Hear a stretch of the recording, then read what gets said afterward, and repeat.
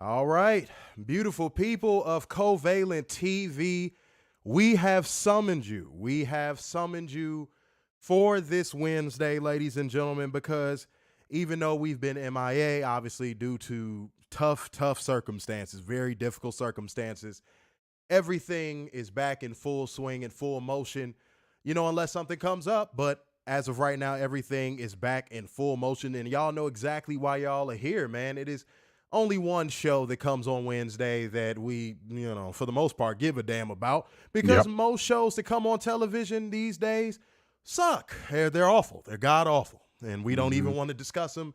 We're not reality TV fans. We just real life fans. And in real life, we don't deal with none of that drama, none of that bullshit. So we can't relate. But we are going to do a show. That is the reason that you are here. So therefore, that means welcome to your AEW Dynamite live review. It is your boy, Mr. Starksign. Big Dub. What is going on? What is going on? What is going on to everybody in the building tonight? I want to be the first person to say, like gang, comment gang, share gang, donation gang. Come on through. Donation gang is still for a very special purpose for this week and likely next week as well, because every donation will go towards my mother's memorial service, which will be not this weekend, but the weekend after. So, guys, every donation is extremely, extremely important. So, shouts out to y'all, man. And for all of y'all that supported on the WrestleDream stream, I can't tell y'all how much that meant. It's dope. It's dope. It's dope. And my mom is looking down, just smiling on every single one of y'all for doing that, because that is something that y'all did not have to do. So, again, I thank you. I give you every bit of graciousness possible that I can give. Y'all are awesome, man. That really touched my heart to see. But man, that still don't stop y'all from hitting that like button. No, that don't stop y'all from sharing the stream and letting people know we are live. I think that is the easiest thing in the world to do, ladies and gentlemen. Now, y'all know we gonna do our part, because we always do it, and we do it better than any other podcast out there, because we are simply the fucking best, and it's not even a question about it. And what my mother's passing taught me is that, man, I'm going to talk my shit and I'm going to make her proud, man. So I stand on it real bad now. We are the best. It's not even a fucking contest or nothing. So it's time for us to do what we do, and that is give you beautiful people the news, hold one special, dumbass, accountable, and bring you facts, data, and statistics. All of that good stuff is coming right back at you, and we about to bring it with a fire you have never seen before. So let's go ahead and get into 10 news, okay? Let's get this shit popping. So apparently, WWE in their infinite wisdom, even though they haven't announced it yet, is going to run a split crew for WWE Blood Money. Oh, Jesus. They still doing those shows? And a super show in New York. Y'all, I'm going to be honest. This isn't even just because of my mom's passing. I dead ass forgot they were still even doing those Blood Money shows. I'm not even going to lie to you. Like, I forgot that was even a thing. I'm not even kidding. Like, that's not me trying to be cynical. Aren't they like in year 3 of a 10-year deal or year 4? Jesus Christ. Man, I forgot they were still doing those shows. Oh my God. Those shows are never any good. I think we said this. You'll get one Saudi show where you kind of get surprised a little bit. Which was the last one for us. Yeah. But like for the most part, when they do these Saudi shows, they just feel so pointless and so stupid. And Saudi just throws so much money at WWE that they call The Undertaker out of his fucking wheelchair to do a couple tombstones and get dropped on his head by Goldberg. Let's not forget they wanted to get Yokozuna out of the grave. Let's not forget Goldberg had on basketball shorts. I'm not forgetting that. Bring back the basketball shorts. I am not forgiving Kevin Durant shorts Goldberg. I am never forgetting that. I will never let that one slide. That will never rock anywhere that I am. Oh, and by the way, guys, I want to say this. Donations are going towards my mom's memorial service, but church is back. You know what I'm saying? Obviously, wasn't in the right mindset for WrestleDream, but I got through it. Through the strength of my mother, you know what I'm saying? So tonight we're going to bring Church back just for her because she loved it so much. I think I did do Church one time. I think I did. You did the bow tie once. Yeah, that was because she loved that one the most. I'm not going to lie. You know what I'm saying? But yeah, guys, we are going to bring it back. So be on the lookout for that. And again, we still got some dope stuff coming up. I had to move the content slate back because of everything that's going on. So probably after my mom's memorial service, we will get back to that. But we are going to keep producing this dope shit, man.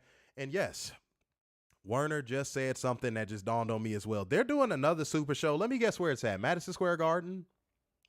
The Blue Cross Arena. The blue what? Huh? The Blue Cross Arena. You said Blue Cross the first time. Well, trying to figure out what the fuck the Blue Cross was. But I'm shocked they're not doing it at Madison Square Garden, but actually then again, I'm not. The numbers that WWE draws to Madison Square Garden, they do sell out every time, but I think that they know deep down inside that their product interest is dwindling outside of, their resident drones. And it shows by their TV deal. And you might go, oh, they got $1.4 billion. Daryl, what the fuck are you talking about? You sound stupid. Well, Raw is not being retained by NBC Universal, which tells you something. And then NBC Universal is going to get fucked on the SmackDown deal because they're quickly going to realize that they're not making back any money on the ad revenue stream. So WWE is kind of in a difficult situation because they were able to go ahead and pull a ruse over somebody's eyes one more time. But I'm not sure how many lifelines they have. But we shall see. We shall see. We're not going to count their pockets, but just know that the product quality is not getting any better on that side. So, yeah. Go ahead. Blue Cross Arena. I cannot say cross. Blue Cross Arena is actually in Rochester. Oh. Okay. Well, shouts out to them for running Rochester because nobody fucking else will. Shouts out to them for running Rochester, I guess. Yeah. I'll give them that. But yeah, maybe they'll do a Brody Lee tribute. Oh, well, maybe. Probably not because it's WWE. No. But yeah. Shouts out to y'all, man. I can't say it enough, man. I'm seeing everybody in the stream saying rest in peace to my mom and prayers. Thank you. I can't tell you guys how much it is appreciated. I can't begin to tell you. She always came in here. Y'all always saw her in the stream showing love and doing all that good stuff. And again, guys, she loved coming in here and interacting with every single one of you. So thank you for everybody who is supporting and donating towards her memorial service. And again, throughout this week and likely next week leading up to it, because it is October 14th, we will be putting that towards the memorial service and the cost for it. So thank you guys so much. It means the world. It means the world. And guys, if you want to see what my mom means to me, go back and watch the beginning of the WrestleDream review. That is what my mom meant to me, for me to even be here in front of you guys, okay? So just go back and watch that. And I will always sing her praises, and I will never let her memory die. And I will always talk about what she introduced me to, So shouts out to y'all, man. Shouts out to everybody. Hold on, let me see something, because I think I saw some love coming in already, man. Hold on. Wait a minute. Steve Butler came through on the Cash App. Thank you so much. Mo Dunch came through on the Cash App. Appreciate it. Thank you. And Jason Durham came through with another one. So now we hit 3 donations, and every donation now will send us to church. And guys, y'all want to send it to church for a good cause, man. So let's go ahead and get this shit popping the right way. We are going to the early service. Werner, we ain't went to the early service in a long time. No. And let me go to another one that my mom like. This was an underrated one. Y'all forgot about this one, but I'm bringing it back. Here we go. Oh, the anointing. Jesus Christ himself wore this blaze. Man, whatever, man. Help me pick this dude up. Jesus ain't wearing no contemporary blaze. You heathens! Take the anointing. Feel every piece of the anointing, heathens. That's right. The anointing. Hey, whatever you snatch out. Hey, don't push the anointing. Oh, young man. Coming in back first. Oh, hit me with that blaze. None of you can stop the anointing. Take it. Every time I used to play that one, she would send me like a messenger saying white jacket anointed. I don't know why she would do that, but it was funny. I don't know. Me and my mom had the same sense of humor, so I would laugh every time. Go fuck yourselves. But love y'all, man. Love y'all. And again, I'm going to say that one more time for y'all, man. Love y'all. Thank you. Thank you. Me and Werner love every single one of y'all. Mm-hmm. My mom loved every single one of y'all. So thank y'all so much, man. Thank you. Thank you so much. Again, y'all gonna get sick of me saying it, but thank you. I don't give a damn. All right, y'all. Time to get to a segment that gave my mom a lot of laughs because she would tell me how crazy it is, but it's actually true stories, ladies and gentlemen. It is the Covalent TV True Hollywood story. It causes us misery. You know what I'm saying? We get a little bloated every time that we need to discuss the matters of what's coming up next. And frankly, sometimes we pass out. We pass out. When we still read it, sometimes it's AI doing it because we've passed out from the sheer stupidity. Okay? So if y'all know what's coming up and y'all feel it in y'all system and y'all feel it in y'all bones and it's just rattling the inside of you, then I'm going to tell you what's going on. And even if you don't put it down, I'm going to tell you anyway. It's time for us to hold one special dumbass accountable. It is time for drone accountability. Let's go. Well, I got this last weekend. Mm-hmm. And this is from Rashawn Booker. Okay. We back to the witness protection names, huh? Yep. Okay. And this is from Yep, I Like Wrestling, All Rights Reserved. Okay, it makes sense now. Go ahead. Yep. Rashawn says, and I quote, everybody hype for Jade Cargo. Oh, my God. I needed that laugh. It gets better. Jade Cargo. It gets better because your head's going to hurt next. I'm ready. That's meh. And I guess okay. But this is what we should be getting effing hyped for. The head of the table, the tribal chief, the greatest wrestler of all time, Roman Reigns, returns in 2 weeks. I can't wait to acknowledge.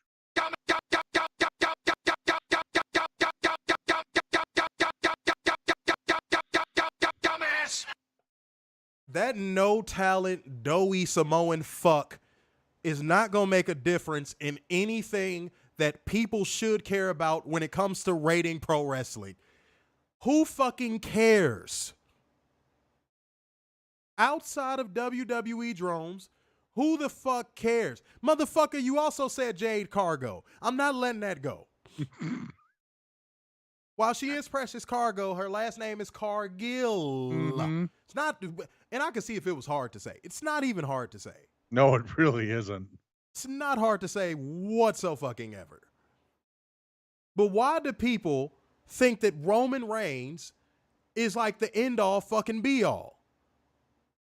That talentless Samoan fuck stain does nothing for the product that makes it better. It's only going to pop a rating because people in the WWE LGBT community like to jerk off over Roman Reigns' pizza and eat it in front of him and Paul Heyman. Y'all got to cut this shit out.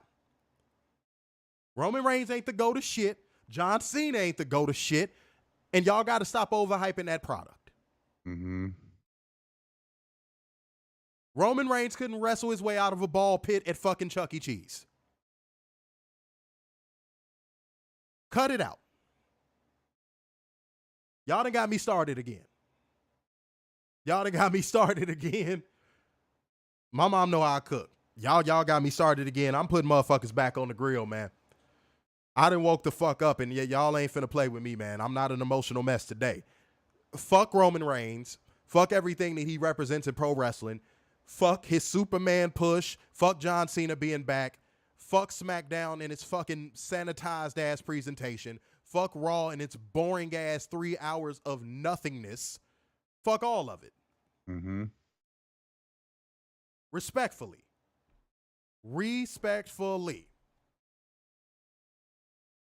I'm hitting the button one more time on that one. Dumbass! That was dumb as hell. All right, guys, it's time for me to hold one special. Dumbass! Accountable. And this is one I want to freestyle because there is no way that I can find one particular line that nails down how funny this is to me. So, guys, I'm playing this stuff for my mother's memorial service. And something told me to just hop on Twitter. I don't know what told me to hop on Twitter. Oh, no. I just took a break, and I'm just like, someone's like, hop on Twitter. Like, I don't know. You'll feel better. To find.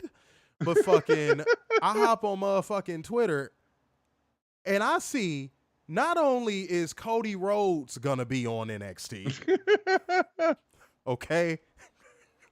Not only is John Cena going to be on NXT, not only is Paul Heyman going to be on NXT. I could keep going. Yeah. The second coming of Jesus is going to happen on NXT. Not only is Ron DeSantis going to be on motherfucking NXT. I mean, guys, I was shocked that they didn't announce the ghost of Macho Man Randy Savage for this fucking show. I'm really surprised they didn't get Donald Trump, considering he is a WWE Hall of Famer. But wait, let me go. Shawn Michaels is my drone accountability tonight because, and you might be going, why? Because, guys, as you already know, I'm sure you've seen it in the news cycle, NXT and AEW Dynamite are going head-to-head next Tuesday. Yep. Pause. Shawn Michaels got the powers that be together, which probably included Triple H, which probably included Vince McMahon, and said, how can we beat them? And you might be going, Daryl, why is this drone accountability? Because all of the discourse I was seeing, even with what you saw they booked for NXT, were WWE drones saying, AEW is still not competition.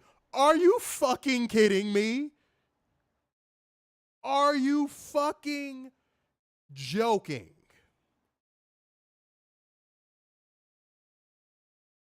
They have booked almost every active Hall of Famer that they can for this fucking show. And you think that WWE does not see AEW as some form of competition? Even Meltzer said that. Are we playing the fuck around? Asuka, yes, Wishbone Cat. Asuka is going against Roxanne Perez for no fucking reason. Let's not forget Becky Lynch is still the NXT Women's Champion because she gives out opportunities. But wait, hold on. So here's why y'all might be going, why Shawn Michaels? Why are you pinning it down to him? The reason why I'm pinning it down to Shawn Michaels is because him and Triple H are butt buddies. And you know Shawn Michaels had to get on his hands and knees and beg Triple H. Probably beg him and Vince. Please let me borrow some heavy hitters. And it's all to go against little old AEW, the pissant t-shirt company. Mm-hmm. Right? Right? I remember seeing someone on Twitter say, all of this for Edge versus Luchasaurus? Yeah, but hold on. So let me hit the button for Shawn Michaels. Dumbass! Let me hit the button for Triple H. Dumbass! And let me hit the button for Vince McMahon. Dumbass! So again, please,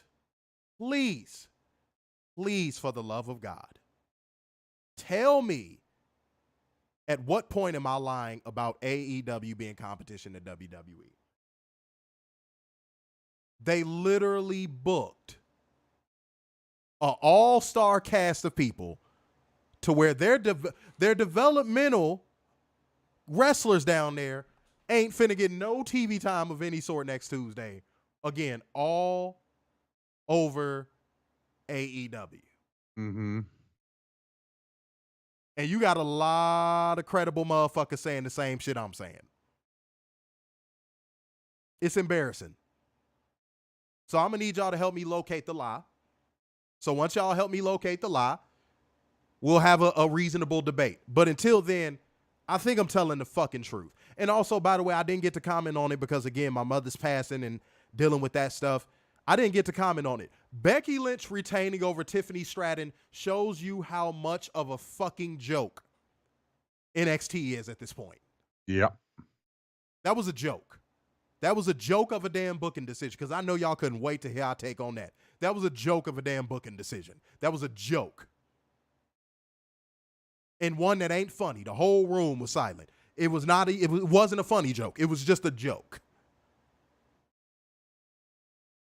Okay?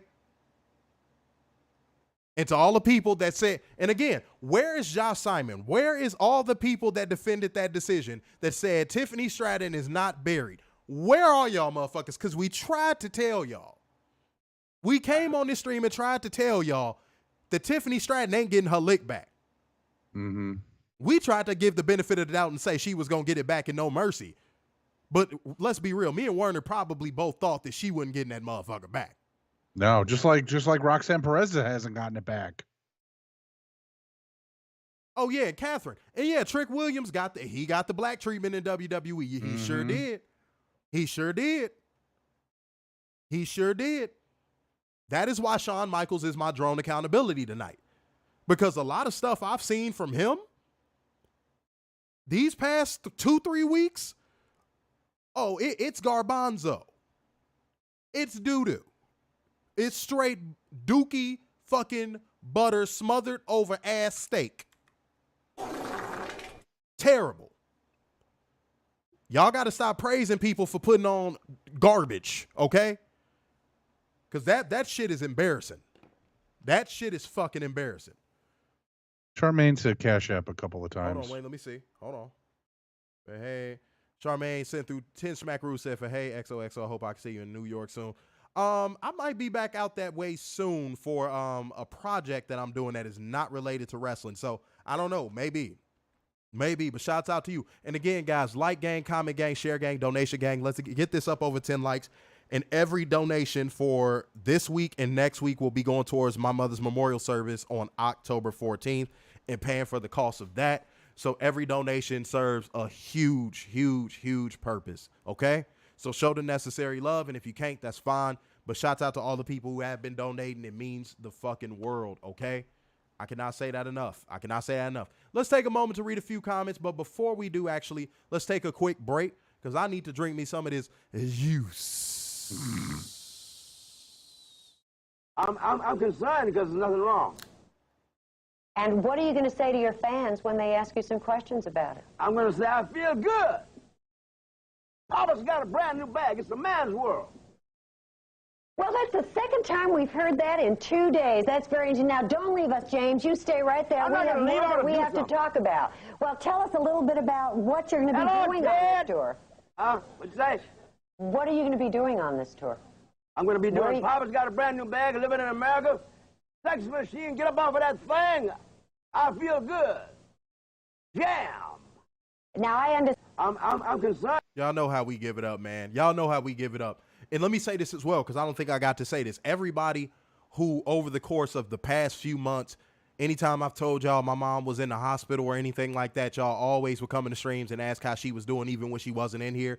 Love to every single one of y'all. I don't think I got to say that, but yeah, love to every single one of y'all, man. Thank you. Thank you so much. All right, let's read a few comments, man. Catherine said, Doughy Samoan dope. Damn. Yeah, well, he is. Roman Reigns is. Every time he talks, he sounds like a fucking dumbass. Yeah. Respectfully. Jace Durham said, oh my God, are people really tripping? A guy wrestles, a year, twice a year. Well, they love Roman, boy. They can't get enough of his dick in their mouth. Steve Butler. Let's also not forget that Nia Jax, the only move she can do without hurting someone is a Samoan drop, and Roman can't do that. Catherine said, like Johnny. Well, shouts out to you for knowing Johnny Gill, by the way, Catherine. C. Butler said, that was one of my mom's favorite singers. That's crazy. C. Butler said, word has it, she'll be at Indy this weekend, and I'll be there. Unfortunately, Maria said, Cargo. Yeah, J. Cargo. Cargo, yes. Well, the Weekly Steel Chair said, Roman Samoan drop is like uncooked steak, immediate illness. Facts. Jason Durham said, Bastion Booger has more integrity than that tribal shit stain. Catherine said, but Paul Heyman is so great, he's going to be on the NXT. Paul Heyman's shtick has been old for like 10 years now. Plus. Like dude, it's not, we get it, dude. Like, you can talk like a Jewish lawyer. We get it. We get it. You're a parrot. That's all you are. You're a parrot. It's not impressive anymore. The Weekly Steel Chair said, here's a fact for Roman cocksuckers, excuse the caps. Roman is such a draw that his superior cousin outdrew him after being away for 4 years. Levels to this shit. Roman sucks on a grand scale. I thought that was something we already knew. Mm-hmm. The Rock coming back and doing more numbers than Roman could ever do, why does that surprise people? It's The Rock. Like, why does that surprise people? Like, I don't get that. I do not get that. One changed the course of wrestling history. The other one is Roman Reigns. Like, yeah, pretty much. Hey, come on now. What are we talking about? Mr. Mayhem said Cody Rhodes is going to be on NXT. Yeah, I know. Moldon said only because. Oh, and I love that. I love that because now everybody on Twitter from AEW, like the AEW stands, are all showing the video of when Cody said, "You can't counter program what we're doing." Oh yeah, because Cody's a fucking hypocrite. Mm-hmm. I thought this was something that we already knew, guys. Cody is a fucking hypocrite. That's why I call him the politician. But let's keep it going, man. Let's keep it going. The Weekly Steel Chair said, but wait, he was an OG NXT. How did they forget? Catherine said, Vince McMahon Sr. is going to be on NXT. I'm dead. Marlo said, they're sending in the big guns to bury the whole NXT roster. You got that right. The Weekly Steel Chair said, Bruce Pritchard is returning his brother Love. Catherine said, next Tuesday is also Tony Khan's birthday. Wishbone Cat said, oh, read that already. Damn, I don't know how that one popped up where it did. Said, it's funny how drones don't think WWE is competition, but yet TKO listed AEW, Impact, AAA, New Japan, and Noah's competition. See, they did that because they hold a market share. So that was like corporate shit. When they listed that, it's because they had to.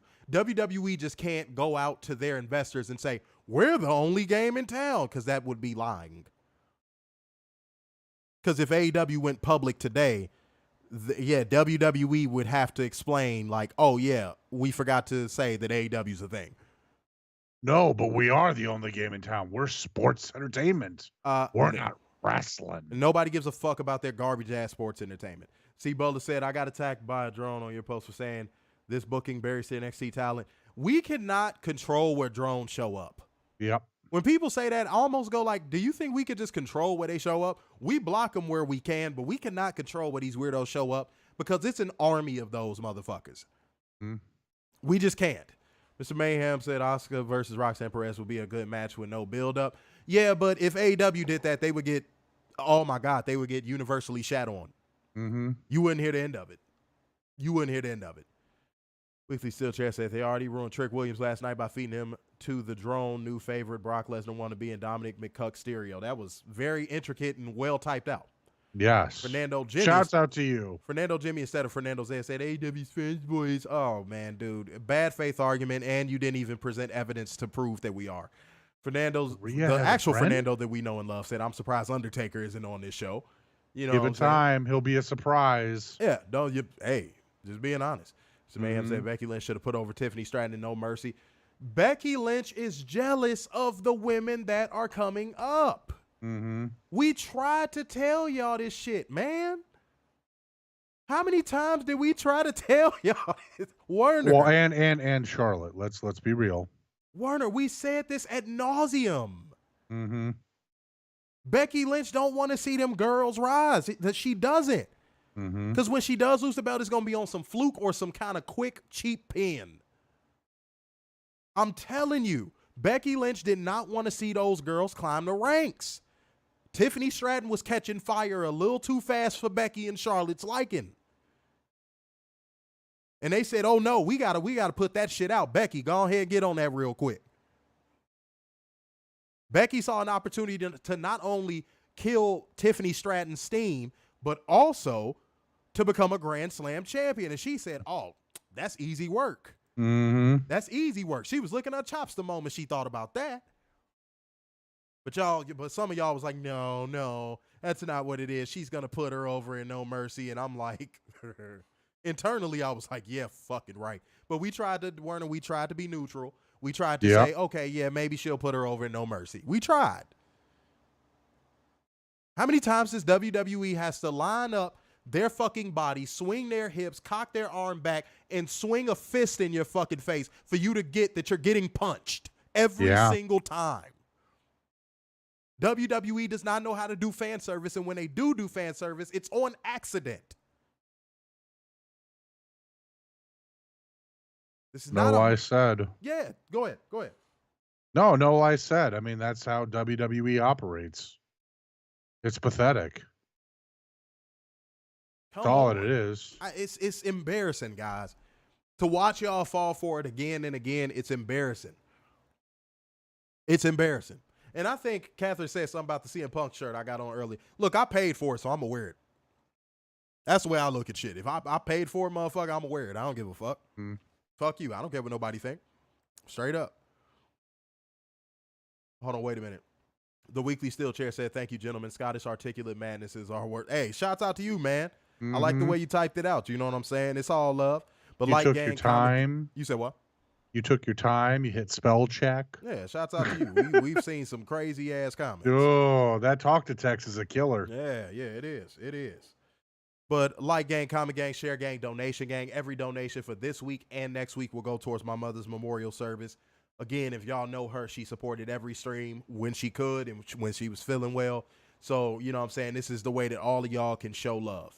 Shouts out to y'all, man. Jason Durham said, I'm still supporting NWO and WrestleMania sex shirts. Sex shirts? Whoa. Oh, my God. Oh. I'm like, goddamn, you dirty bitch. You dirty bitch. You dirty bitch. Bruh. Jason Durham.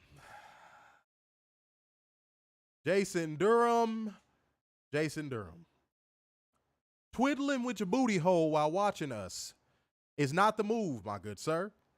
That's some Corey level shit. Yeah, you know what I'm saying?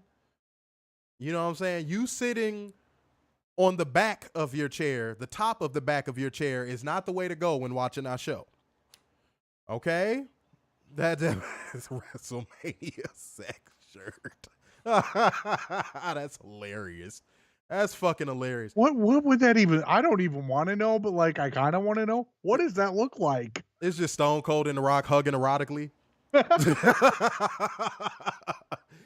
fucking, I haven't seen you in so long. and that's the bottom line because your underwear says so. God damn, man. Let's get this to 10 likes, man. I'm back cooking, man. I was an emotional mess for WrestleDream, but I'm back, man. Again, you know what I'm saying? So shouts out to y'all. Marlo said Becky and Charlotte ain't putting no women over. And when they do, it's John Cena style. It's like, I'm going to pin you twice and put you over once. Yep. And people fall for it. Guys, I don't get it. Go ahead. And then I'm going to beat the shit out of you after the match is won. Yeah. And then I'm going to bury you on the mic that next weekly television show. Yep. Oh, he got a win, but it wasn't a clean one. And I used to hate when John Cena did that fuck shit. Mm-hmm. He could never just put somebody over clean and let it stay that way. Respectfully. Respectfully. The Weekly Steel Chair said, Jason, there's women for this game, sir. Right? He said he meant to put WrestleMania 6. 6. Sir. All right.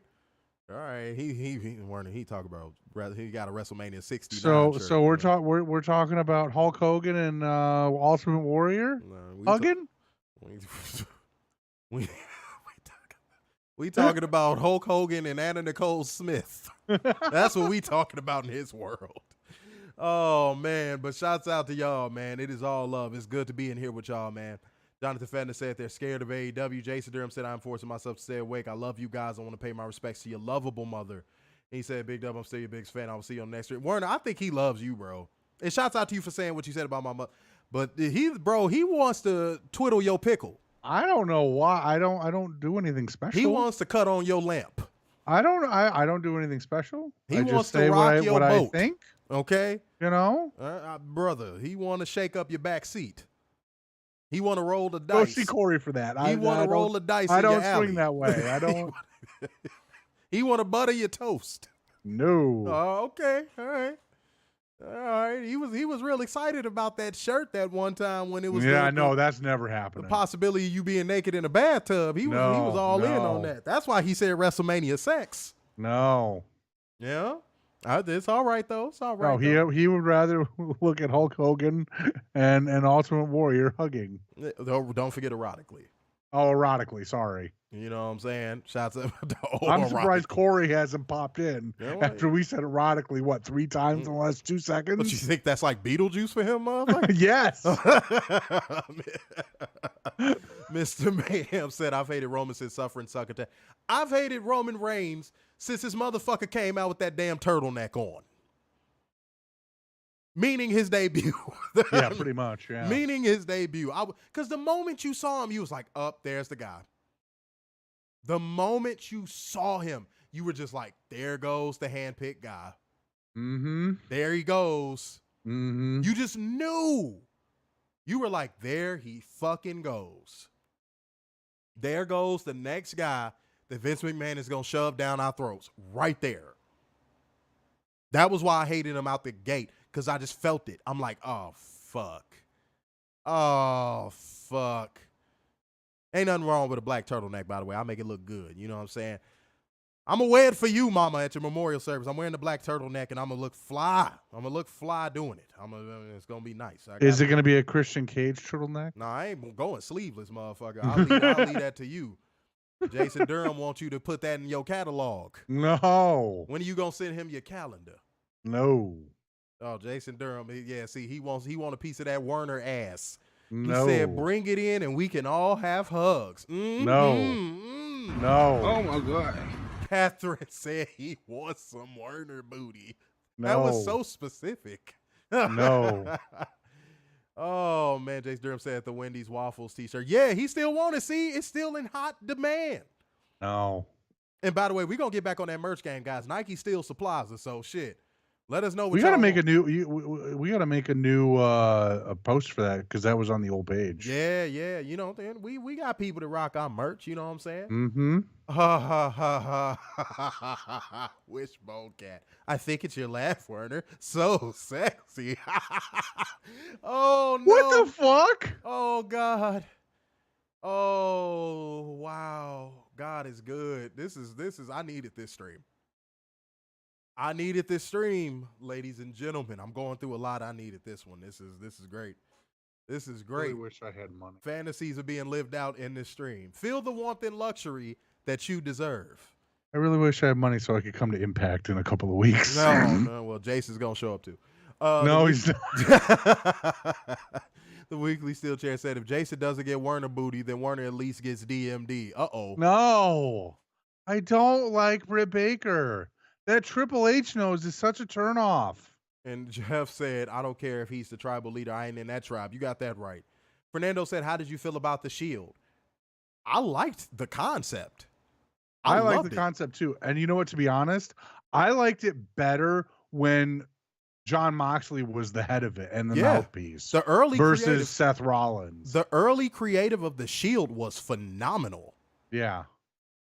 That was like some of the best shit WWE has booked in a long time. The early creative for them and them attacking legends and all that stuff, that was, I loved it. And not knowing who they were aligned with, and that was good. That was good stuff. Jason said, I'm bringing a Wendy's double fries AEWWE shit stain t-shirt just for you, Werner. Oh, my God. Ew. Oh, my God. Oh. No. Oh. No. What was the reason? What was the reason? I had a reason. What was the reason? What was the reason? No. I just explained the reason. What was the reason, bitch? I don't need to explain myself No. to you. What was the reason? Werner, give him some of that sugar cookie. No. Give him some of that sugar cookie, man. No. From Cutie Fury. No. Oh, Just no. it's gonna happen, bro. It's gonna happen. Y'all gonna run into each other. Not like that. No. It's gonna happen, bro. It's gonna happen. Jason said, I fucking love it. I love this stream so much. I love you guys. Thank you, Jason. I think he meant I think he was professing his love more towards you, man. I ain't gonna lie, man. So Jason, he says, if you want to impress him, go to Lover's Lane. Otherwise, he ain't doing it because he ain't no cheap bitch. That's what he said. He said, you got to drop that dough if you want him to be a hoe. That's what he said. That is what Werner said. Said that. Okay. Never, ever said that. All right. I ain't go. Hey, look, man. I don't make the rules. I just enforce them, bro. I don't know what I'm gonna do. Marlo said, check the Cash App. Hold on. Oh yeah, Marlo. I saw your 5 schmackaroos earlier. Yeah, we got to go back to church one more time. Hold on, my fault. You know what I'm saying? We gonna get y'all right. My bad. Hold on. Wait a minute. I forgot which one was which. We just gonna do a random one. The devil lose, but God's people win.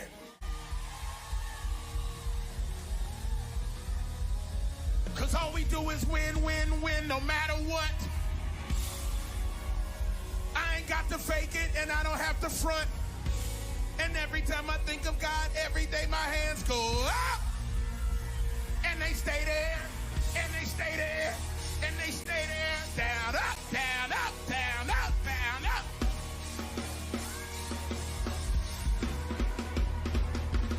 All I do is win, win, win, no matter what. I don't have to fake it, I don't have to front. Every time I think about the goodness of my Lord, my hands go up. And they stay there, and they stay there, down, up, down, up, down, up.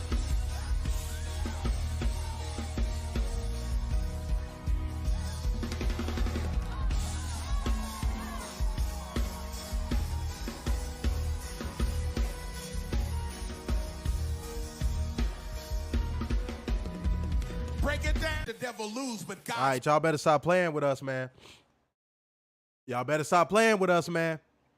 All right. He trying to arrange meetings now. Jason Durham said, I really hope someday I can meet you guys. You guys are awesome. I got to go. I got to get some sleep. Keep your mother's love and spirit in your heart and love you guys. Good night. Appreciate you, man. I know the love is more directed towards Werner than me. But Security. you got to say. Security. Which Moncast said, at least Seth Rollins had normal clothes and the Shield and dressing like a crazy deranged peacock now. Zesty peacock, but yes. Mm-hmm. Much love to all of y'all, man. Much love to everybody who is in the stream showing love, man. It is so appreciated. And now it is time for us to get into AEW Dynamite. So that means light the fuse, bring the boom. Dynamite. Yeah. Stick of Dynamite. Okay. What the fuck did this show open up with again? Holy fucking shit. I am lost in my place, ladies and gentlemen. Boom. There we go. The show opens with commentary hyping up tonight's card.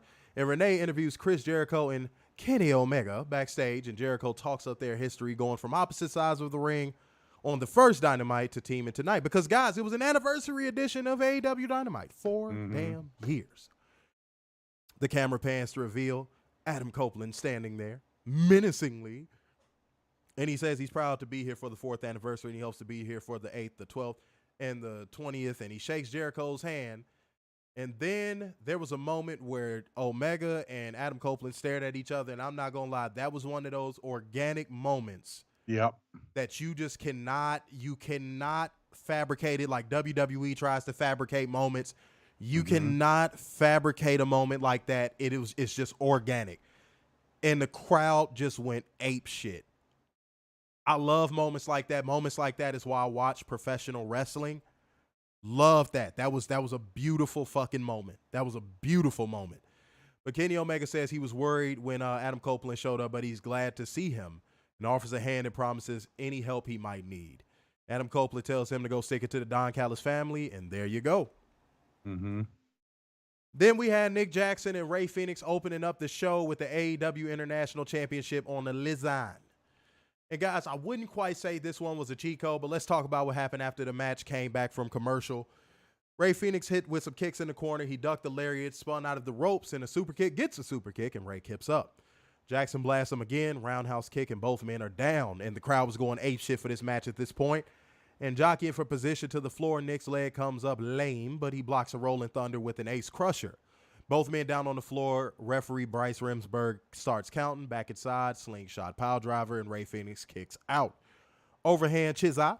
Rey blocks a lucha arm drag, and Jackson kicks him, lame in the leg. Back to the corner, and he made the arm drag happen. Rey up with him, avalanche ace crusher. Crowd is still going ape shit at this point.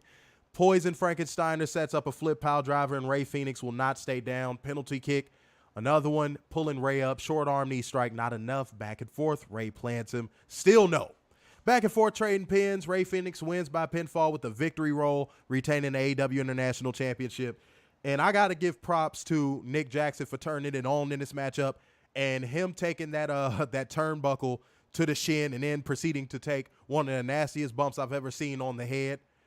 And, yeah, he turned it on tonight, and Rey Fenix turned it on tonight to deliver a great championship match. So I thought it was good. Was it quite a cheat code? No, but pretty close. Thoughts on this match? I actually liked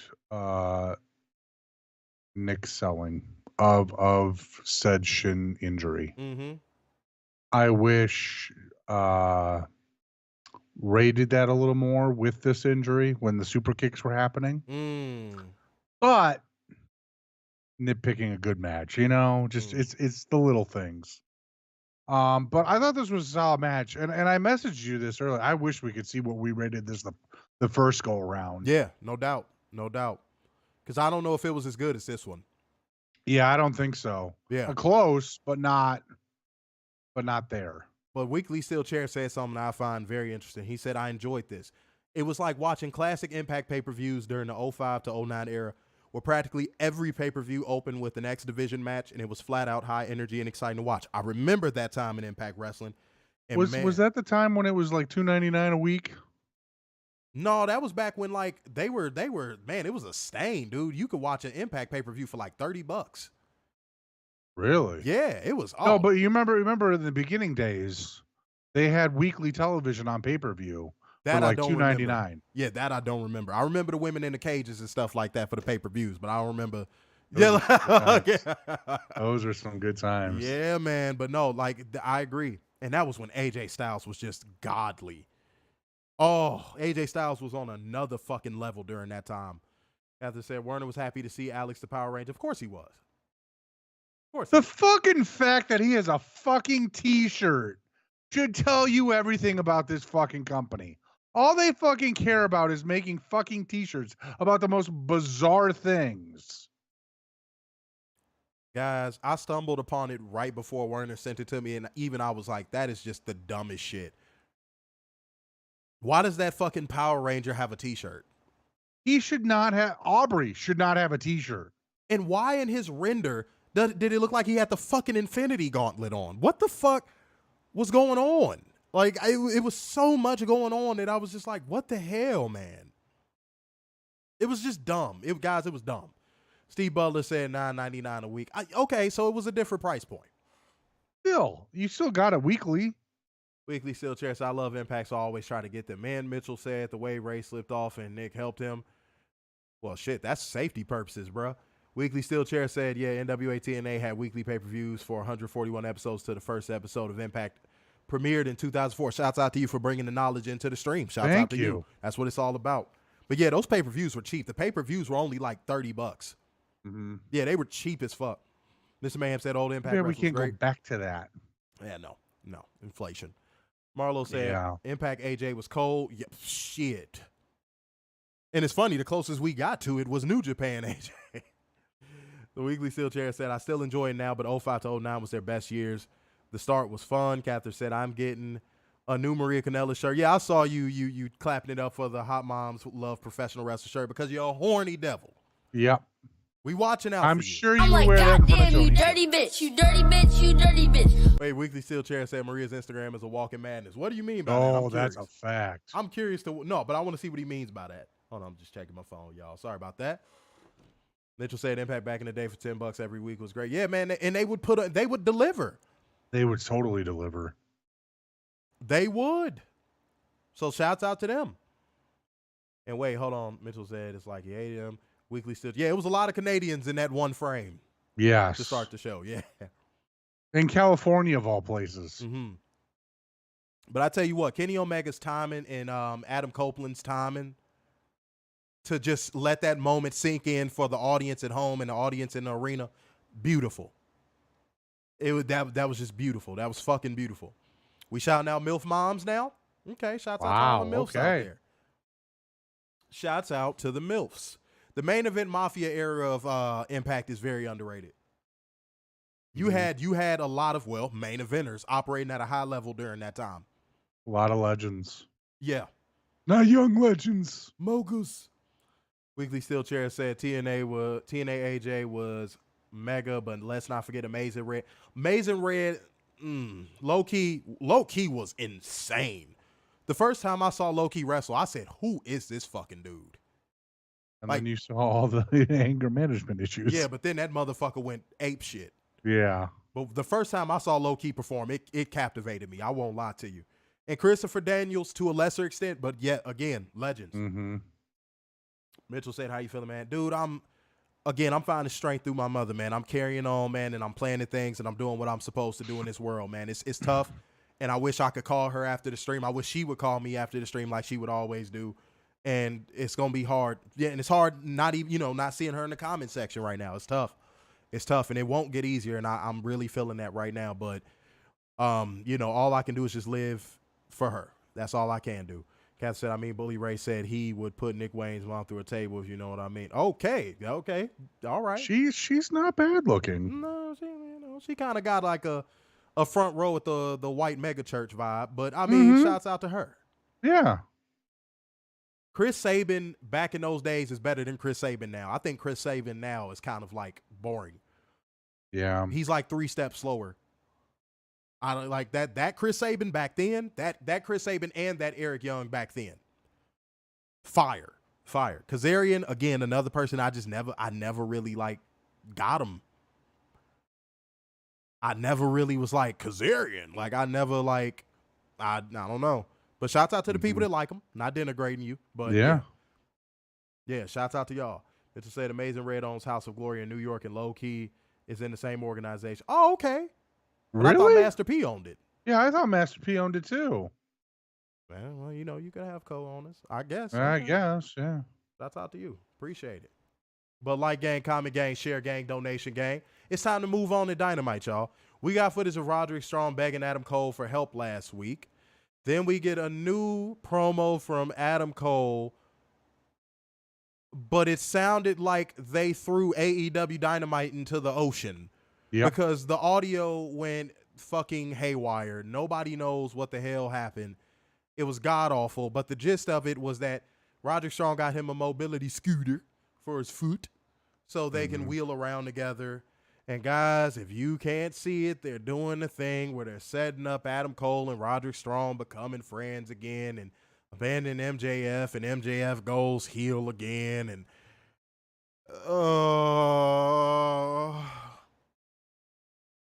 this is what happens when you have good creative lined up and you call in audible based upon what the weirdos like. Yep. If Adam Cole would have just turned heel on MJF at All In, we wouldn't be getting none of this stupid shit. Exactly. This would not have happened. This segment that I just said would not have happened. But here you go. Here goes Tony Khan calling audibles for weirdos and going, oh, they really love the better than you, baby thing. I'm going to keep it going. For what, my good sir? And now look at you. Now it look like you're drowning and you just barely wading above fucking water with this damn storyline because you should have ended it at All In.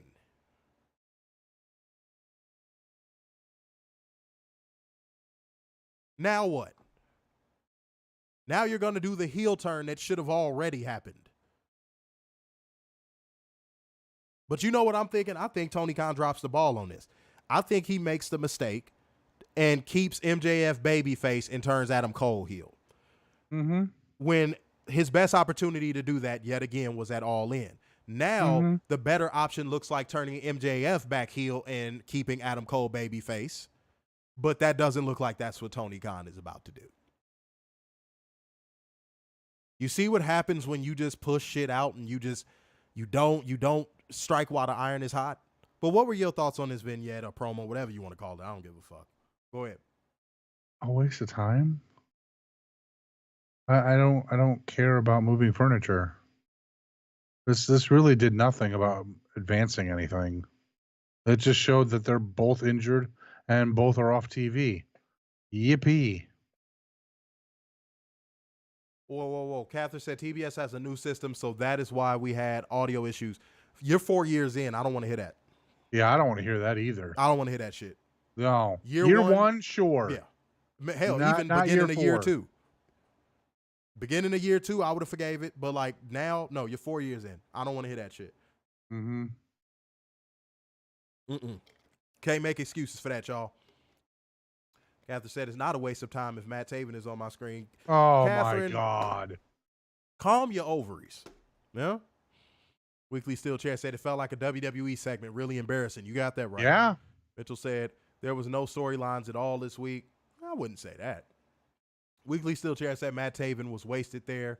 Catherine said it's coming from TBS, not AEW. Okay, well, it's AEW's job to get in contact with TBS if there's any discrepancies that they should know about. That's Michael Mansouri or whatever his name is job. Yeah, that goes both ways. That like both parties should be in communication with each other about something like that potentially happening.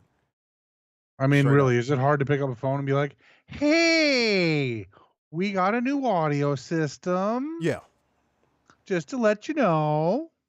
Not that hard. Not at all. So I don't want to hear that. Like hypothetically, this would be like this. Hey, Daryl, I got a new mic. Should we test it out? Yeah, we should. We should spend an hour before the show testing it. My point exactly. And that's what I would do. That's what I would do. I would tell Werner. Exactly. I would tell Werner, like, hey man, we got to test that shit. So yeah, I'm not falling for that. That's making excuses. He said, man, I thought my TV was fucked up. I'm like, what the fuck is the audio? Yes, it was. The audio was fucked up. So it was Spectrum, DirecTV, apparently Xfinity, because you have Xfinity, and Verizon Fios. That's what Tony put up on Twitter during the show. Steve Butler said, my wife bitched when I had to turn audio up. Well, I mean, you wouldn't have been able to hear it anyway because it sounded like the audio was underwater. So, yeah, Moda said it, though. He said the key word that women need to learn. Communication. Communication. Yeah, you just got to communicate with all of your partners and go, hey, look, man, like this is what might happen tonight. So just be ready for it. And if it does happen, here's why. It's not that hard to do. Weekly Steel Chair said, ensure everything is working properly, but then Tony Khan makes it worse with what happened there. Oh, well, we're going to talk about it. We are going to talk about it. Appreciate y'all, man. Shouts out to everybody in the building, man. Like gang, comment gang, share gang, and donation gang. And I will repeat this until the cows come home, or at least until the Friday before, Friday, October 13th, because the memorial service is October 14th. That every donation will go towards my mother's memorial service and the cost, that are associated with it. So if you want to donate, you can. If you can't, that's fine too. But shouts out to all the people who have. Thank you so much. Steve Butler said the same shit happened in Grand Rapids. Moda said such a lapse in this world. Most of it is because of no communication. You got that right. Maria said, did you know they never have production meetings ever? This wouldn't happen if they did. I agree with that. I actually agree with that. Straight up. But I tell you what, if I have to be neutral about this segment, Roderick Strong is doing something that we've never seen him do. Character work. Yeah, that's true. It's not, oh, look, he could just go out there and do really nice backbreakers. Like, he's actually doing character work. So I'm not mad at that. And he's actually doing surprisingly good for what he's doing. Yeah, because that was one of Roderick Strong's biggest drawbacks and why he was never pushed to the main event scene, because they said he had no charisma. He couldn't do character work.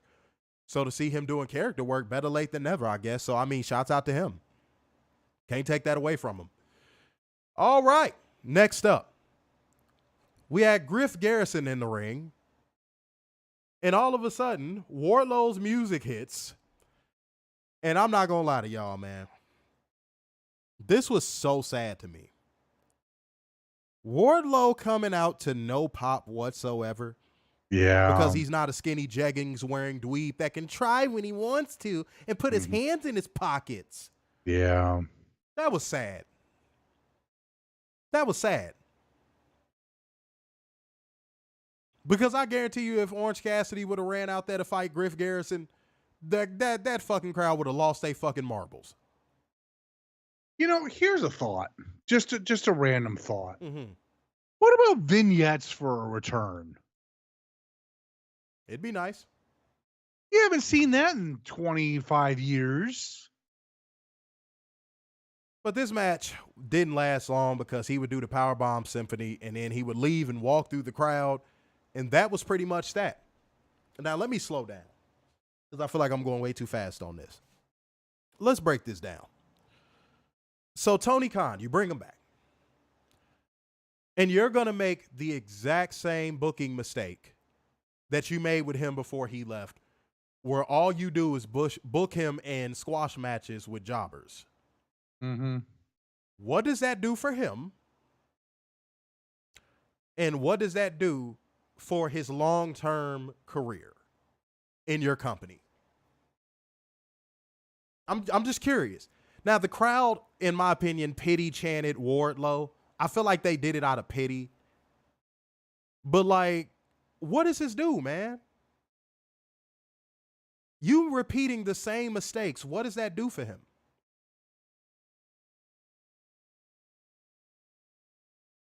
You used it before. It got him over. Got him over so much to a point of where people wanted to see him in the main event scene. And then you killed him by having him go against security guards and have competitive matches with Orange Cassidy. Mm-hmm. And MJF should take some accountability for killing his momentum as well. Mm-hmm. With his whole little antics before Double or Nothing.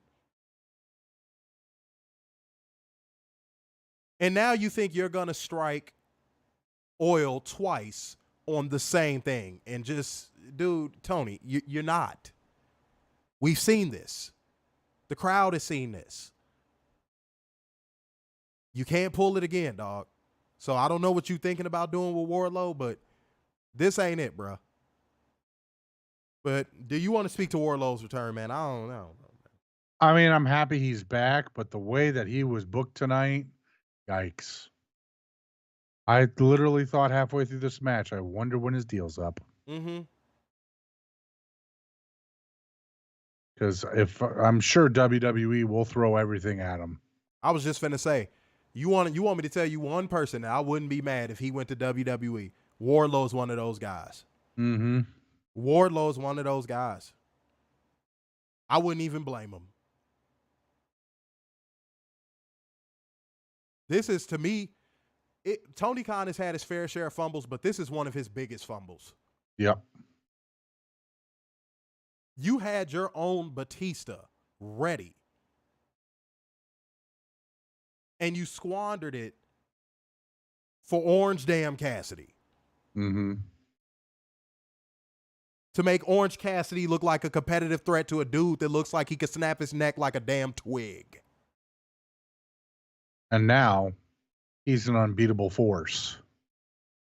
And you expect us to believe it.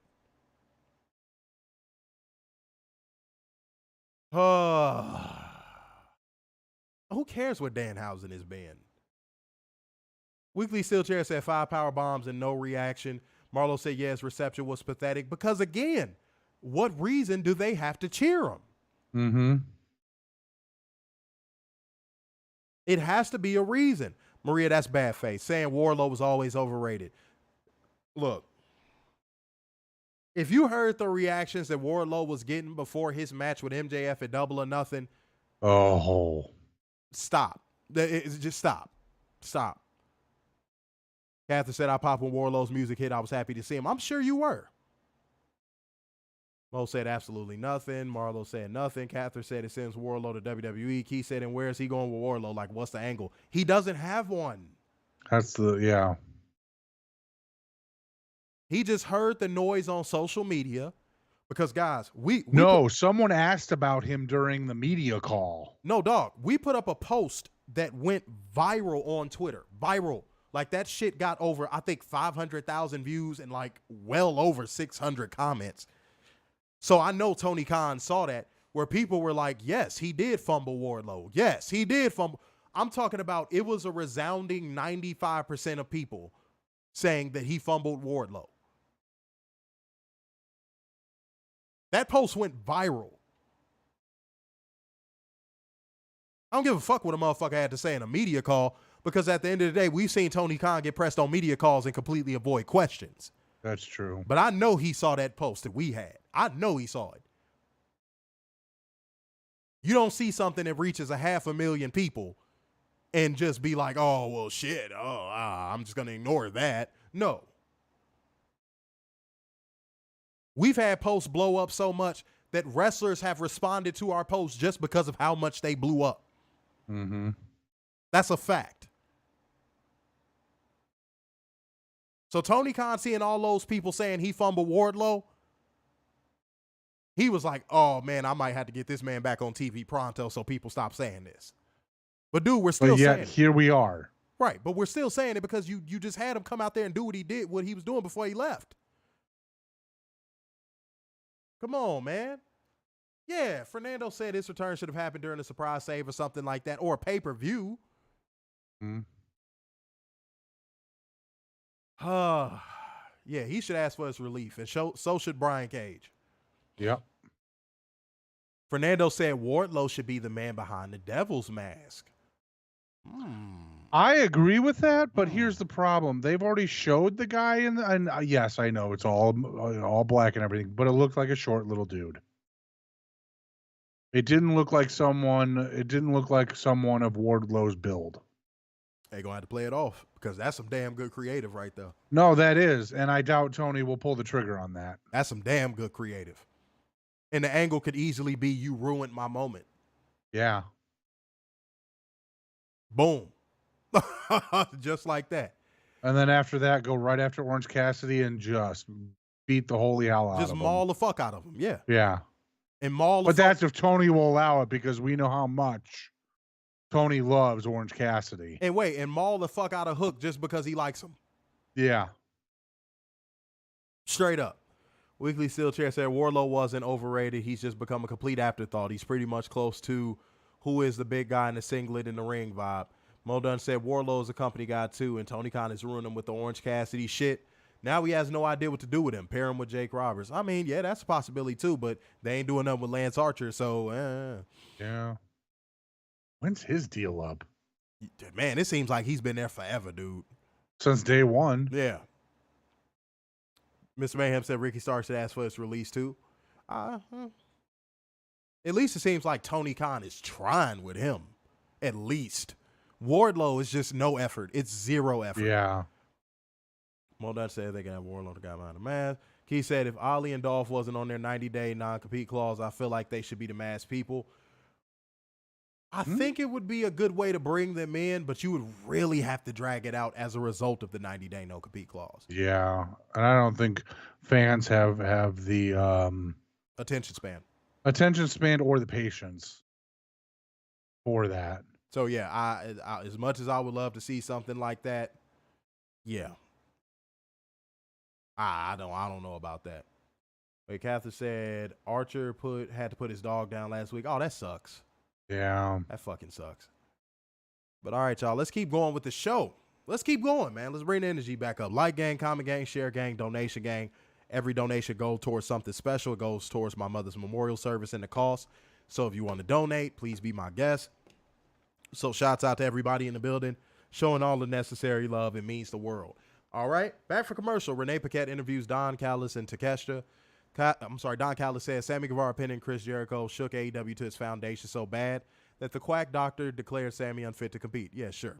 But there is no shortage of eager young athletes, looking for a chance to be a part of this family. So on the advice of Will Ospreay, he reached into the vault and pulled Kyle Fletcher out to team with Takeshita tonight. All right, he tells Chris Jericho, people remember who wins the war, not the battles, and he means to win the war. And then we got the replay of the Adam Cole vignette. All right, next. Now, we had the Butcher and the Blade and Kip Sabian. No Bunny was there. No Bunny. We didn't get no Bunny. No. Going against the Acclaimed for the AEW World Trios Championships. Warner, do you want to talk about this, my good sir?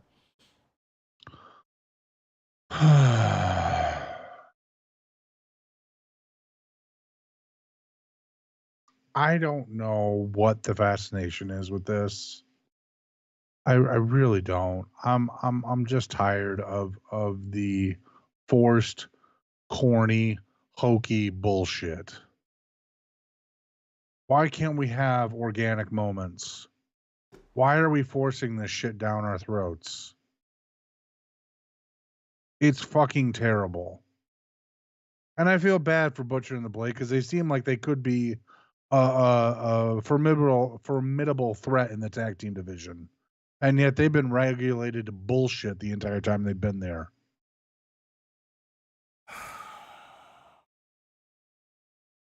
It's a novelty, man. It's a novelty. It's Duke juice, too. Let me just put that out there. But it's a fucking novelty. All right? This ass crack sweat of a goddamn team needs to stop. It's a novelty act for the weirdos. Can we please get this shit off of our television? If those weirdos want to go see that, tell them to go to their local indie where the Acclaimed is going to show up and let them watch that there.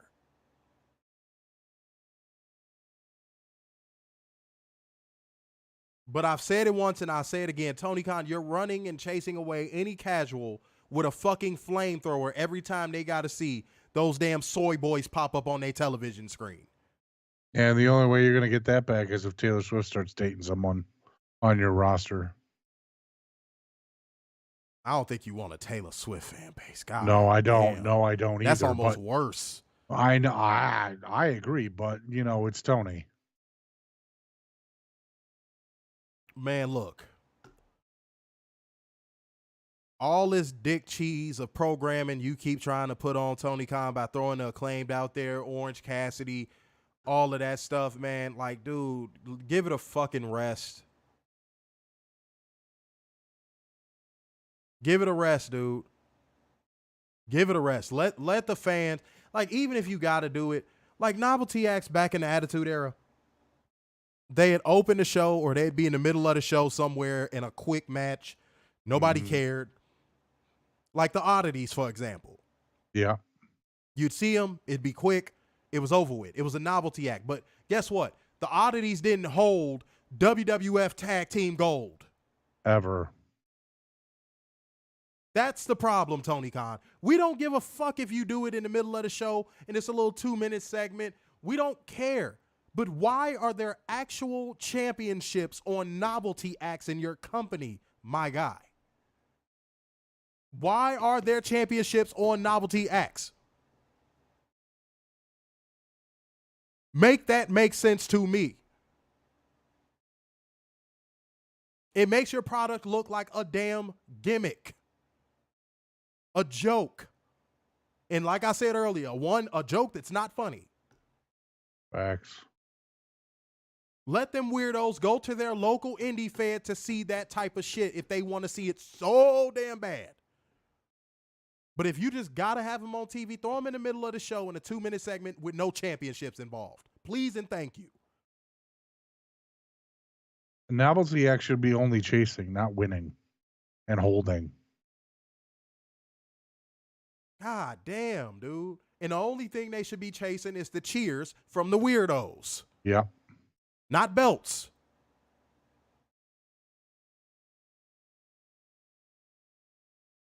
I mean, goodness gracious, all this talent you have in your company. You had the titles on the House of Black who was doing good fucking business. Yep. And you sacrifice it for the fucking weirdos.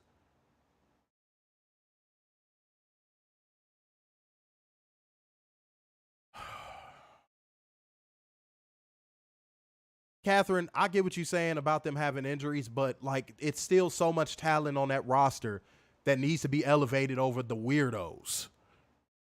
The Alamed. Weekly Steel Chair said they're an insult to the community with their bullshit. Mr. Ma'am said Jeff Jarrett is close with Taylor Swift. Oh, for fuck's sake. Maria said the Acclaimed is just as annoying than seeing Taylor Swift in the VIP room every 5 minutes during a football game. Oh my God. Guys, I was going to watch that game, and I just, within the first 20 minutes of watching it, I saw Taylor Swift 20 times. Mm-hmm. I said, no, I can't. I just can't. I just can't. I just can't.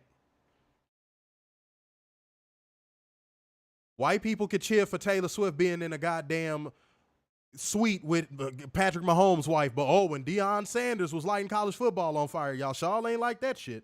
But neither here nor there. Just calling out a small little thing I noticed. Yeah, when it was Deion Sanders, it was always calm down. Stop being so arrogant. But when they put Taylor Swift on camera every other 5 minutes, it's, oh my God, I love it. Yes. Get fucked, respectfully. Weekly Steel Chair said novelty acts loses hardcore and casual fans. Facts. Mm-hmm. Maria said Hornswoggle won the Cruiserweight Championship. And that was when WWE's product was on the biggest downswing creatively that it's ever been on, and it hasn't recovered since. And it has no and it had no competition. Right. So that's a really, really bad fucking example. Modus said we don't need oddities, Hornswoggles, and Eugenes and AEW, but that's what Tony Khan likes, dude. Mm-hmm. Slowly but surely, we're seeing the audience of one emerge.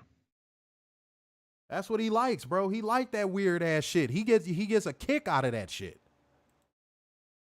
But the Alamed retained over the fucking Butcher and the Blade and Kip Sabian. Whatever. And fuck Max Caster's corny ass biracial raps. Mm-hmm. We get the final installment of Toni Storm Portrait of a Star. She doesn't want to talk about how long she's been wrestling. She wants to talk about now. And she grabs RJ City, who is only in the position he's in because he's a part of the Alphabet Mafia. Mm-hmm.